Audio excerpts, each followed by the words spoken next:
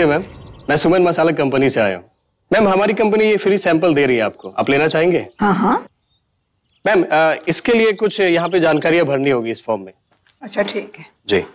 अच्छा मैम एक गिलास पानी मिलेगा पीने को? हाँ हाँ जरूर मिलेगा, मैं अभी लेके आई। जी।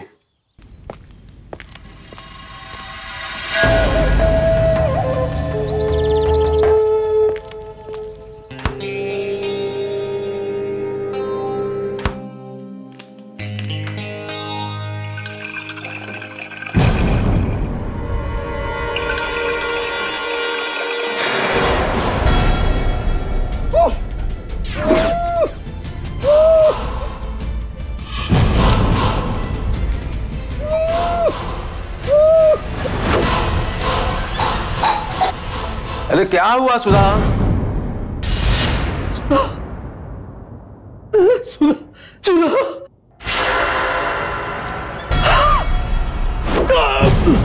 चलो जल्दी जल्दी देखिए कैश और जेवर कहाँ रखा है, चलो।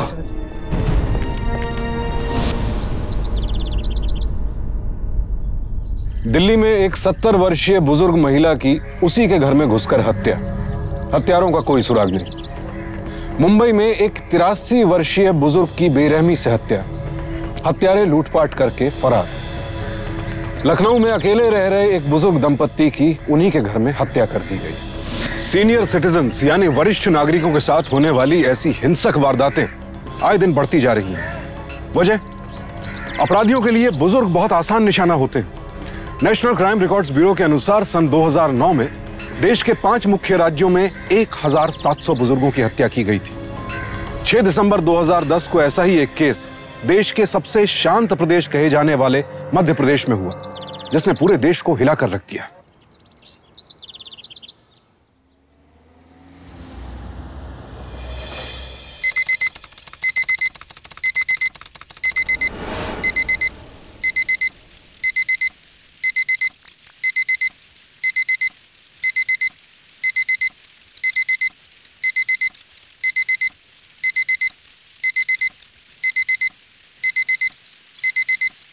अरे 6 बज गए, आज तो दिन का पता ही नहीं चला।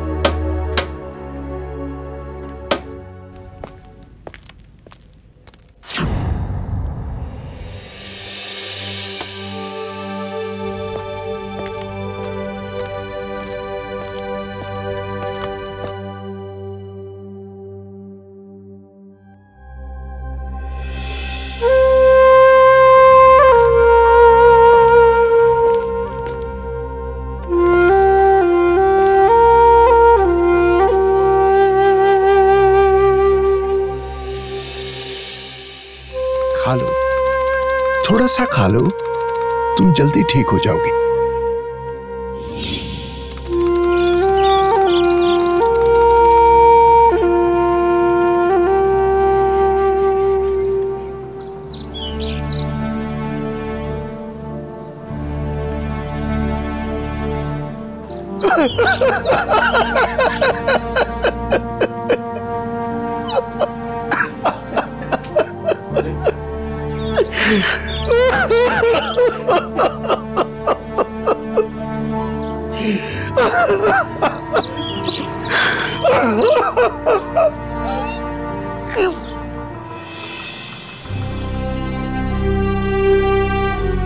तुम्हारे बिना अब इस घर में नहीं रहा जाता।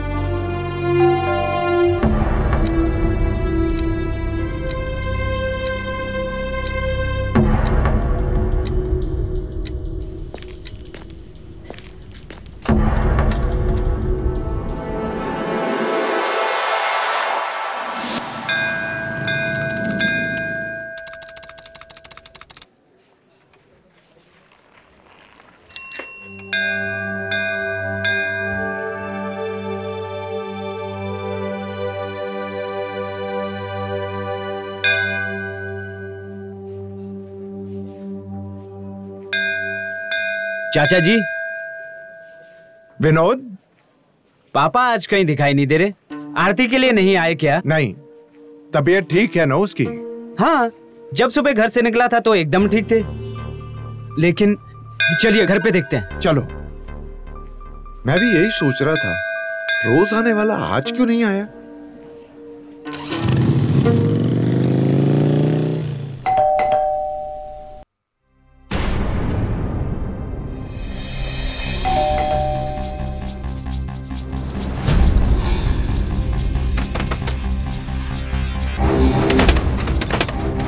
पापा, पापा, चलो भाई देखिए। दरवाजा खोलिए पापा, दरवाजा खोलिए। विनोद, इतनी देर से बेल बजा रहे हैं। विनोद बेटा, मुझे तो बड़ी घबराहट हो रही है, कहीं राम प्रसाद को कुछ। अरे अंकल जी, अरे हो सकता है कि मास्टर जी कहीं घर में ना हो, कहीं घूमने चले गए हो। लेकिन इस टाइम तो संध्या आरती के लिए वो मंदिर में आता है, लेकिन आज नहीं आया था। अरे विनोद, तुम्हें एक चाबी अपने पास रखनी चाहिए थी। हमेशा रखता हूँ, लेकिन जल्दबाजी में भूल गया सुबह। किसी चाबी वाले को बुला लो जल्दी। हाँ हाँ, मैं अभी बुला कर लेकर आता हूँ। हाँ, जाओ जाओ।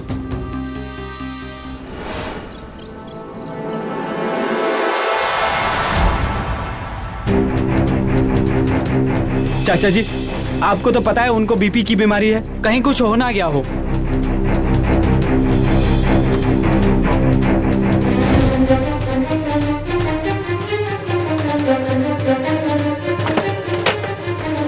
पापा,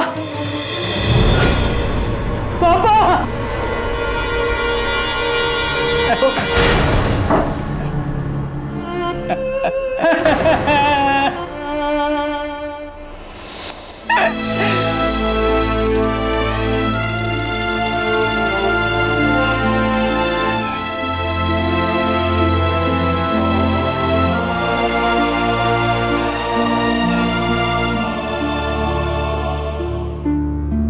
देखिए विनोद जी, पहली नजर में तो ये आत्महत्या का केस लगता है। इंस्पेक्टर साहब,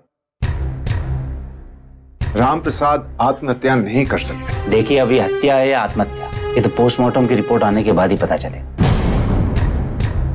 आप ऐसा कीजिए, कल पुलिस स्टेशन में आके मुझसे मिलिए।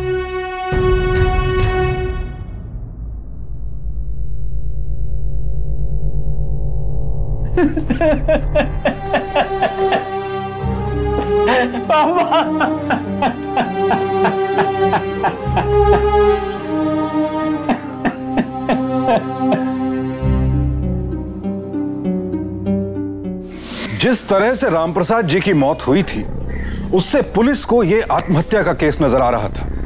लेकिन सवाल यह था कि आखिर रामप्रसाद जी के साथ ऐसा क्या हो गया था कि उन्हें आत्महत्या जैसा कदम उठाना पड़ा। और अगर यह हत्या थी तो फिर हत्यारे कौन थे? सवालों के जवाब के लिए इंतजार था पोस्टमार्टम की रिपोर्ट का। देखिए, अगर यह हत्या होती तो पोस्टमार्टम रिपोर्ट में साफ पता चल जाता।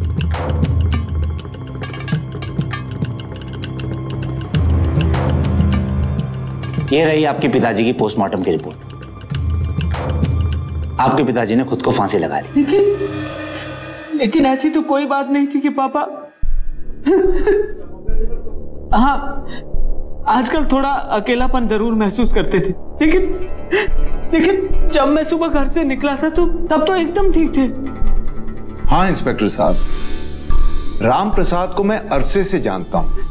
उस जैसा हिम्मती आदमी आत्महत्या कर ही नहीं सकता। असल में राम प्रसाद जी के शरीर में कोई जोर जबरदस्ती या फिर चोट के निशान पाए नहीं गए।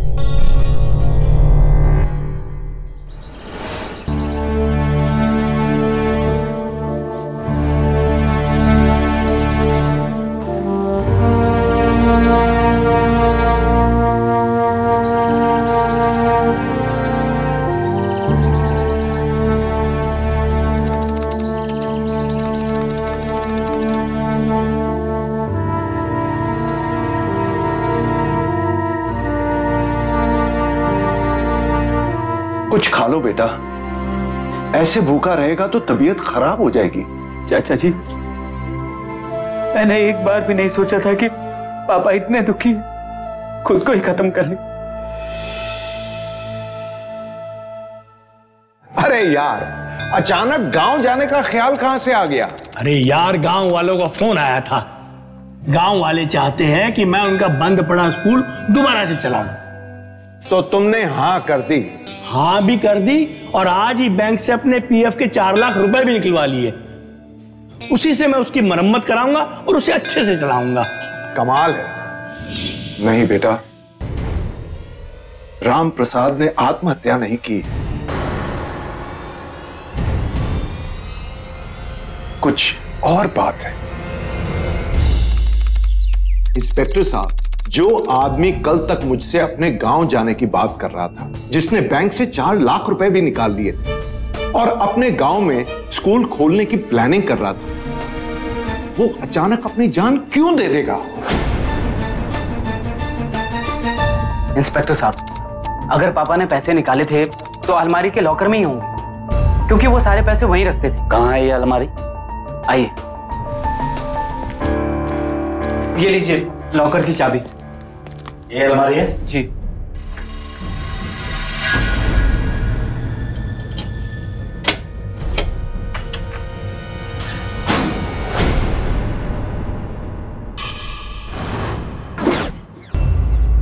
इसमें तो पैसे है ही नहीं। हाँ? कहां गए फिर 4 लाख रुपए? ये चाबी सिर्फ आप ही के पास रहती है या किसी और के पास भी? नहीं, ये चाबी तो पापा हमेशा अपने तकिए के नीचे रखते थे। हो सकता है उन्हीं 4 लाख के लिए किसी ने राम प्रसाद का खून किया और किसी को शक ना हो, इसीलिए आत्महत्या का। लेकिन अंकल, ऐसा कौन कर सकता है? आपको लगता है कि पापा ने उन 4 लाख रुपयों की बात किसी से की होगी?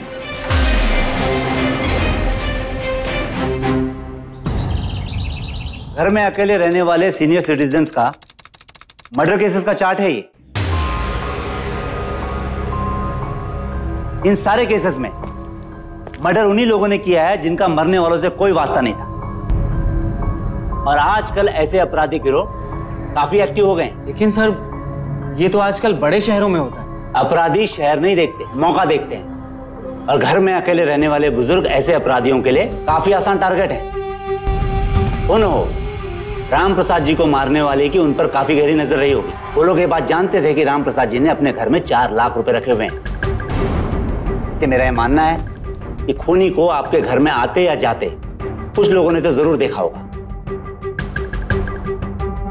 इसलिए हमने आपके आस पड़ोस में पूछताछ करनी चाहिए। राघवेंद्र जी के शक ने इस केस को सही दिशा में मोड़ दिया था। अब पुलिस भी इसे हत्या का ही केस मान रही थी और यह भी साफ हो गया था कि कुछ लोगों ने मिलकर रामप्रसाद जी की हत्या की और फिर उसे आत्महत्या का रूप दे दिया था। आखिर कौन थे वो लोग जो उस दिन 7 बजे के आसपास रामप्रसाद जी के घर आए थे?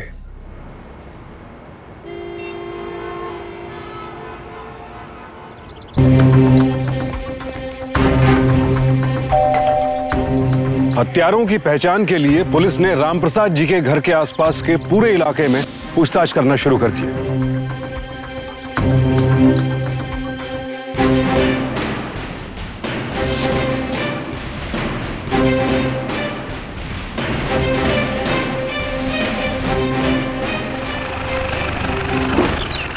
इस पूछताछ से उन्हें कोई जानकारी तो नहीं मिली। उल्टे वहां रहने वाले ज्यादातर लोग पुलिस की पूछताछ से परेशान होकर राघवेंद्र जी के सामने अपनी नाराजगी जताने उनके घर पहुंच गए। अंकल जी, आप तो रिटायर हो गए हैं, लेकिन हम सबको ऑफिस जाना होता है, काम करने होते हैं। प्लीज ये रोज रोज पुलिस का चक्कर बंद करवाइए। देखो बेटा, समझने की कोशिश करो। खूनी का पकड़ा जाना बहुत जरूरी है। आज जो रामप्रसाद के साथ हुआ है, कल आपके माँ बाप के साथ भी हो सकता है। आज थोड़ी सी परेशानी झेल लो, अपने लिए ना सही, अपने माँ बाप के लिए ही सही।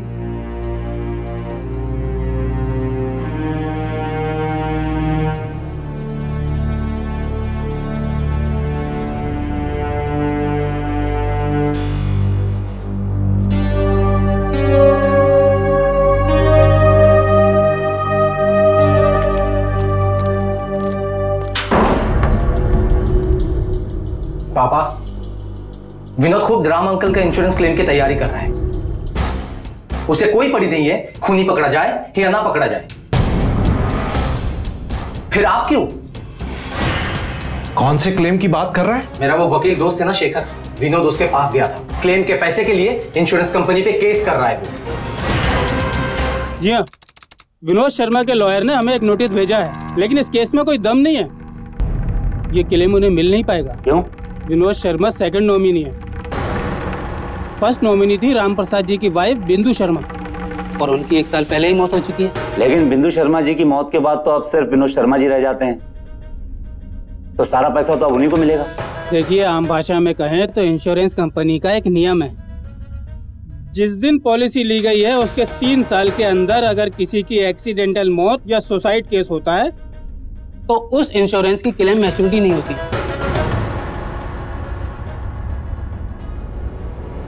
और राम प्रसाद जी की पॉलिसी को तो अभी सिर्फ 2 ही साल हुए और उन्होंने आत्महत्या कर ली। तो नहीं, ये आत्महत्या नहीं है। लेकिन ये नेचुरल डेथ भी तो नहीं है। इस क्लेम की मैच्योरिटी पॉसिबल ही नहीं है, और यही बात हमने उनके बेटे को भी समझाई थी, मगर वो तो कोर्ट में जाने की धमकी देने लगे, पता नहीं क्या क्या कहने लगे। क्या मुझे आप इस पॉलिसी के एक कॉपी दे सकते हैं? जी हाँ, जरूर। हाँ, ये लीजिए। विनोद, सुना है कि तुमने अपने पिताजी की इंश्योरेंस पॉलिसी क्लेम करने के लिए इंश्योरेंस कंपनी पर कोर्ट केस कर दिया। जी? इसमें इतना ताज्जुब क्यों कर रहे हो विनोद? हम पुलिस वाले हैं, हमारा काम है हर बात का पता लगा लेना। आप ऐसे क्यों बात कर रहे हैं? इंश्योरेंस कंपनी पे क्लेम करके मैंने कुछ गलत नहीं किया है। एक बात बताइए, अगर आप मेरी जगह होते तो आप क्या करते? सर, 2 साल लगातार मैंने अपनी कमाई में से इंश्योरेंस का प्रीमियम भरा है, ऐसे कैसे छोड़ दूं इंश्योरेंस के पैसे? विनोद, तुम्हारे पिताजी की इंश्योरेंस पॉलिसी की पहली नॉमिनी बिंदु शर्मा थी। जी। तुम्हारी माताजी? जी। जिनका पिछले साल ही देहांत हो गया। हुआ क्या था? गैस का नॉब खुला रह गया था, दम घुटने की वजह से मां की मौत हो गई थी। लेकिन सर, आप ये सवाल क्यों पूछ रहे हैं? बहुत जल्द तुम्हें पता चल जाए। इंश्योरेंस की बात पता चलते ही पुलिस ने इस केस को नए सिरे से देखना शुरू किया। राम प्रसाद जी की पत्नी की मौत की फाइल को फिर से खोला गया। हर एक बात की, हर बयान की दोबारा से जांच की गई। सर, विनोद की मां बिंदु शर्मा की केस की जांच पूरे 6 महीने तक चली और आखिर में इसे एक सुसाइड केस मानकर बंद कर दिया गया। ये देखिए सर।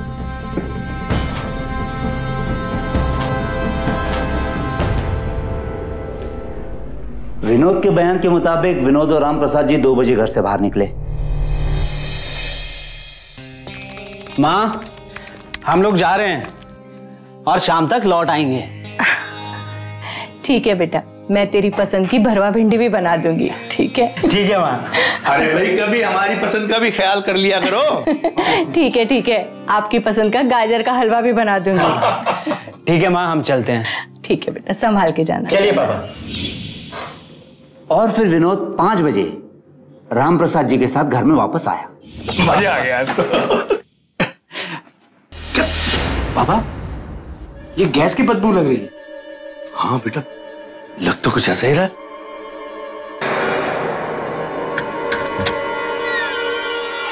माँ,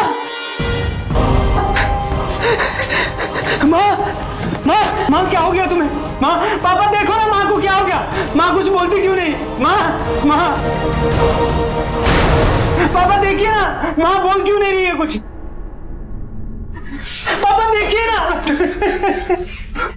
माँ, माँ कुछ बोलो ना।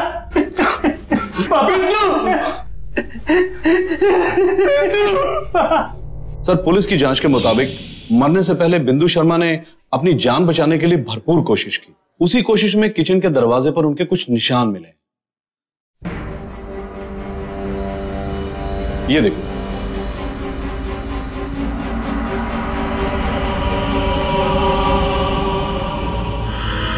लेकिन विनोद के बयान के मुताबिक तो किचन के दरवाजे का ताला टूटा हुआ था, तो गैस की बदबू का पता चलते ही विनोद की मां आसानी से बाहर आ सकती थी। तो दरवाजे पे नाखूनों के निशान बनने नहीं चाहिए, और जब दरवाजा आसानी से खुल सकता था तो दम घुट के मरने की कोई वजह नहीं बनती। यादव, जीप निकाल।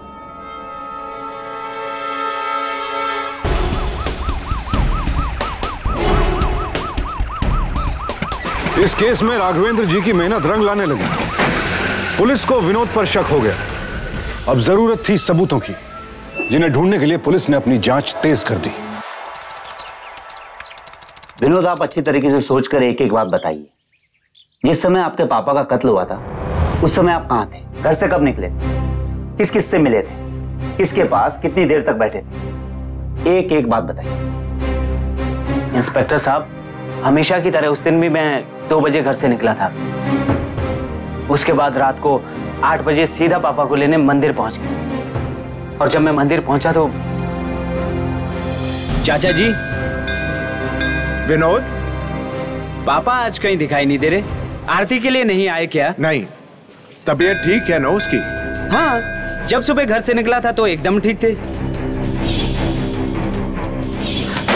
पापा, पापा!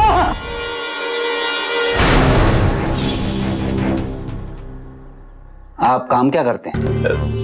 जी, मैं भोपाल हाईवे पर रेस्टोरेंट खोलने वाला हूँ। लेकिन उसके लिए तो बहुत सारे पैसों की जरूरत होगी। कहां से लाओगे इतने सारे पैसे? जी हाँ, मेरे 3 और पार्टनर्स हैं। उस दिन भी मैं उन्हीं लोगों के साथ था, दोपहर 2 बजे से शाम के 7:30 बजे तक। उनके नाम और पते लिखवाइए। नाम बताइए। विजय विश्वकर्मा, राघव मिश्रा, MG रोड और सरजू नेरुल नगर।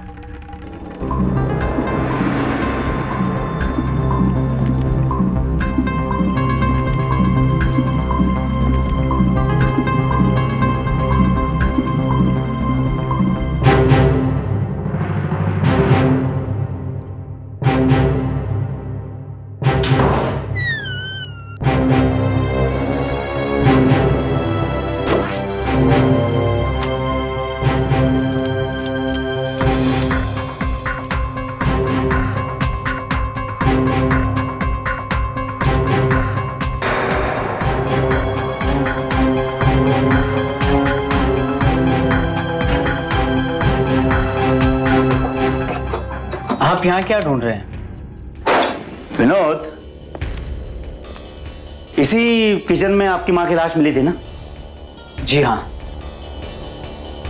तो एक बात बताइए, जब इस दरवाजे का लॉक अंदर से टूटा हुआ था तो आपकी माँ तो बड़ी आसानी से दरवाजा खोल के बाहर आ सकती थी, तो आई क्यों नहीं? मुझे नहीं पता इंस्पेक्टर साहब, माँ दरवाजा क्यों नहीं खोल पाई। मैं तो उस दिन पापा के साथ था, मुझे कैसे पता होगा? मैं घर पर नहीं था। हाँ, आपको कैसे पता होगा, लेकिन घबराइए नहीं, बहुत जल्दी हम पता लगा लेंगे।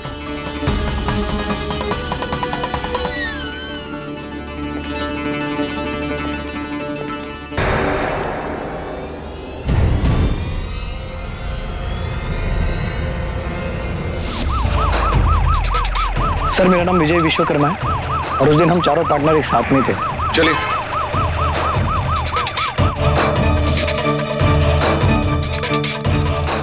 सर, मेरा नाम विजय विश्वकर्मा है और उस दिन हम चारों पार्टनर एक साथ में ही थे। हाँ, उस दिन विनोद तकरीबन 7:30 बजे घर के लिए निकल गया था। और सर, वैसे भी 7:30 से ज्यादा विनोद घर से बाहर रुकता ही नहीं था, क्योंकि उसे अपने पापा को मंदिर से घर लेकर जाना होता था।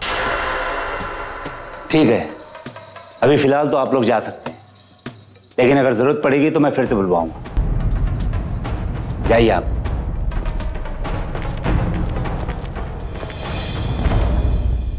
पुलिस की इतनी जांच पड़ताल के बाद भी इस केस में अब तक कोई नतीजा नहीं निकला था। हत्या के समय विनोद अपने दोस्तों के साथ अपने घर से बहुत दूर था। तो फिर रामप्रसाद जी की हत्या किसने की?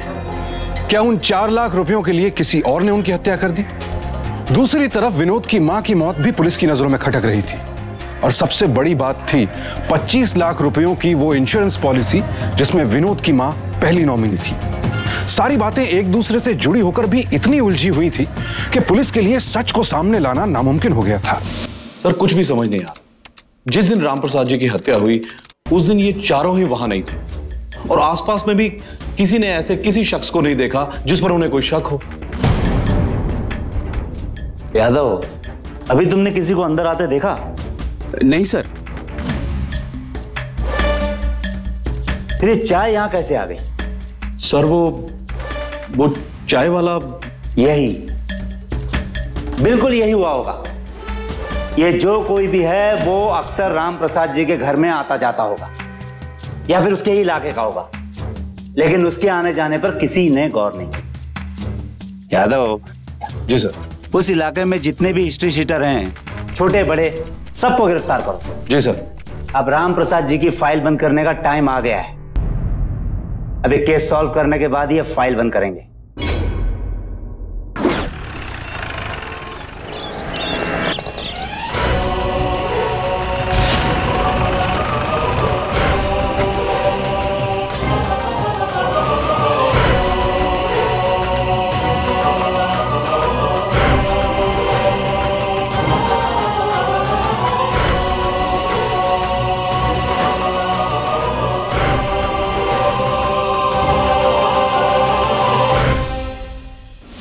पुलिस ने एक आखिरी कोशिश की।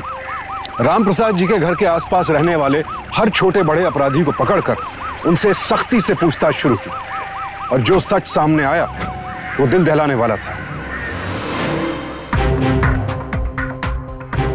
सर, मैं उस दिन कोचिंग क्लास गया हुआ था।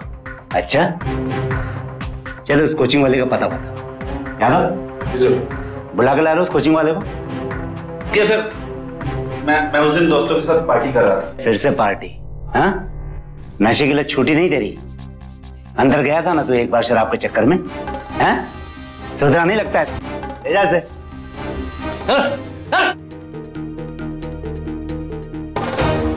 साहब, मैं उस दिन घर पे ही था, मैंने थोड़ी पी रखी थी। फालतू की बात नहीं, मेरे काम की बात बता।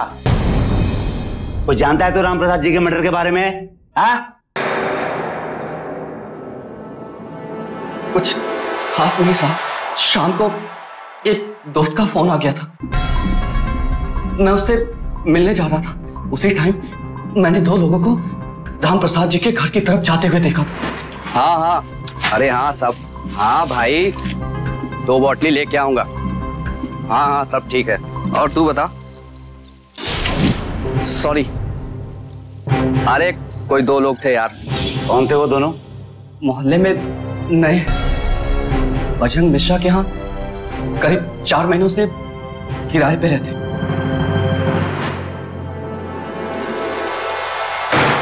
कौन है बे? तेरा बाप? कौन है?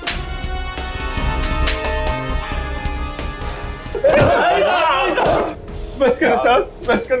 तो बताते उस शाम हम ही गए थे राम प्रसाद के घर। हाँ साहब, हम ही गए थे।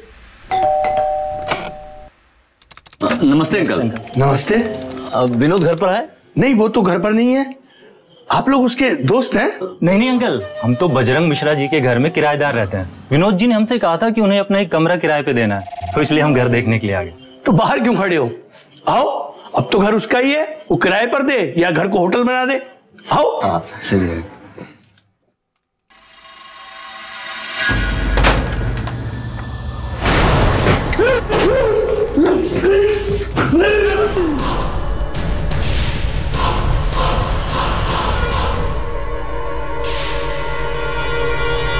तो क्यों मारा? 4 लाख रुपए के लिए तुमने एक आदमी को मार दिया? साहब, हमें तो केवल 50,000 रुपए मिले थे। वो भी साहब वो विनोद ने दिए थे अपने बाप को मरवाने के लिए। अरे ये आप मुझे कहाँ लेकर जा रहे हैं? इंस्पेक्टर साहब, आपको कोई गलतफहमी हुई है, मैंने कुछ नहीं किया है। आप लोग इस तरह से मुझे नहीं ले जा सकते। देखिए, आपको किसी ने गलत इन्फॉर्मेशन दी है। आप मेरी बात समझने की कोशिश कीजिए। इंस्पेक्टर साहब मेरी बात तो सुनिए। देखिए, अरे चल।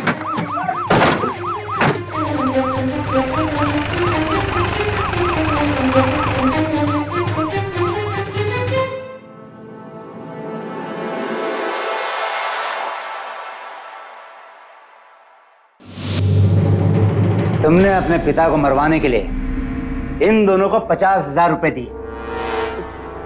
नहीं, मैंने कोई पैसे नहीं दिए। इन दोनों के पास से जो पैसे बरामद हुए ना, वो वही पैसे हैं जिन्हें राम प्रसाद जी ने अपने बैंक से निकलवाए थे। देखिए इंस्पेक्टर साहब, आपको शायद कोई गलतफहमी हो रही है। आप इन लोगों पर विश्वास कर रहे हैं जिन्होंने मेरे पापा को मार के घर से पैसे चुराए, अब मुझे फंसाना चाह रहे हैं। अच्छा, लाना जरा उनको।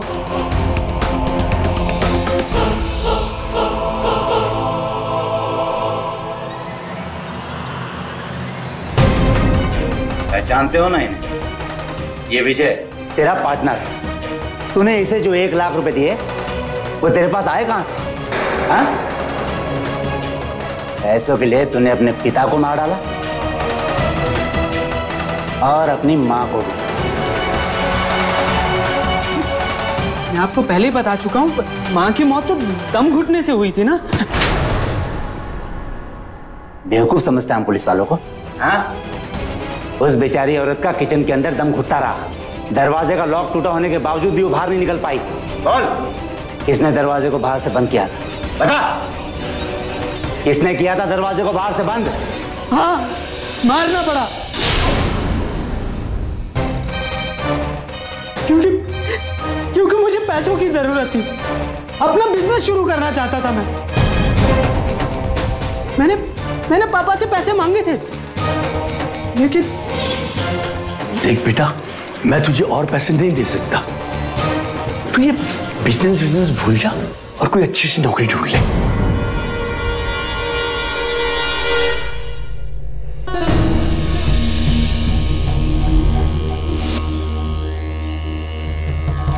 तेरे पापा 25 लाख तो दे देंगे ना तुझे? इस उम्र में भी उनका इंश्योरेंस क्लेम करने से 25 लाख रुपए तुम्हें मिल जाएंगे। 25 लाख। और फिर उनके मरने के बाद इंश्योरेंस के सारे पैसे तुम्हें ही मिलेंगे। इकलौते बेटे जो हो तुम। ये लीजिए पापा। ठीक है पापा, मैंने आप दोनों के लिए पॉलिसी ली है और इस पॉलिसी में आपको 10 साल के बाद पेंशन भी मिलेगी और मेडिकल कवर भी है। पूरी लाइफ सेफ हो जाएगी आप दोनों की। और हाँ, इसका प्रीमियम मैं भरूंगा। पैसे कहां से लाओगे प्रीमियम के लिए? पापा, वो सब इंतजाम कर लिया मैंने। बस आप फॉर्म भर दीजिए और साइन कर दीजिए। ये लीजिए।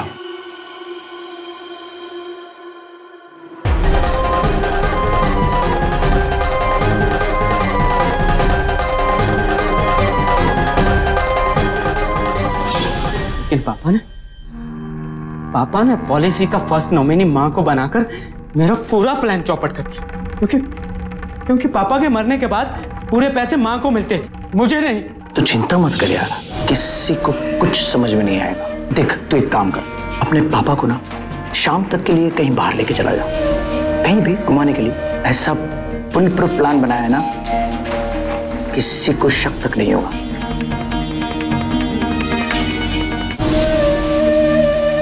माँ, हम लोग जा रहे हैं और शाम तक लौट आएंगे। ठीक है बेटा, मैं तेरी पसंद की भरवा भिंडी भी बना दूंगी। ठीक है? ठीक है माँ। अरे भाई, कभी हमारी पसंद का भी ख्याल कर लिया करो। ठीक है, आपकी पसंद का गाजर का हलवा भी बना दूंगी। ठीक है माँ, हम चलते हैं। ठीक है बेटा, संभाल के जाना। चलिए पापा। चलो बेटा।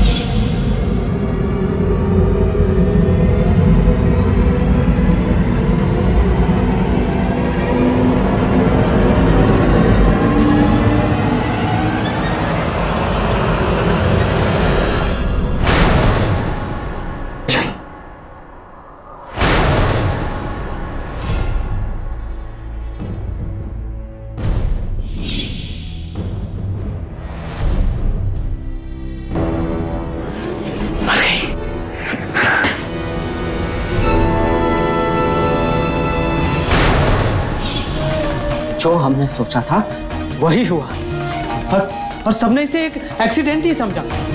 और फिर हमने सही वक्त का इंतजार किया और फिर तुमने एक पूरा प्लान बनाया अपने पिता को मारने के लिए।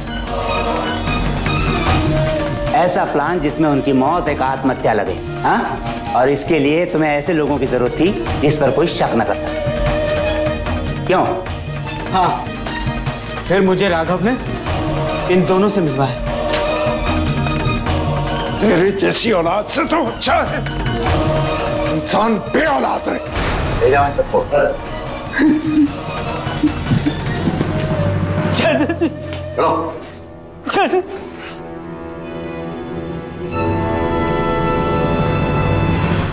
सीनियर सिटीजन्स के साथ होने वाले अपराधों में यह घटना एक बहुत बड़ा खुलासा थी।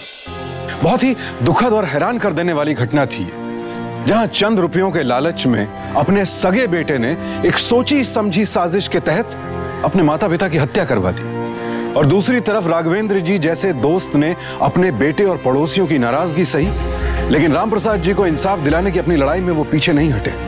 सावधान इंडिया ऐसे दोस्त को सलाम करता है। साथ ही हम बुजुर्गों से अपील करते हैं कि लोगों पर भरोसा करते वक्त थोड़ी सावधानी बरतें, सतर्क रहें। अपने घर में रखे कीमती सामान, रुपए पैसे, जायदाद और बैंक अकाउंट के बारे में किसी से भी जिक्र ना करें। और हाँ, दरवाजा खोलने से पहले आने वाले व्यक्ति की पहचान पक्की कर लें। और जो जवान बच्चे अपने बुजुर्ग माँ बाप से दूर रहते हैं, उनसे ये दरखास्त कि हर रोज एक बार फोन करके अपने माता पिता की खोज खबर जरूर लेते रहें। और अगर आप अपने माता पिता के साथ रहते हैं तो उनका थोड़ा और ख्याल रखें। उम्र के इस पड़ाव में आपके माता पिता को आपसे थोड़ा प्यार, थोड़ा सम्मान, इतना ही चाहिए बस। अब मुझे सुशांत सिंह को इजाजत दीजिए। तो सावधान।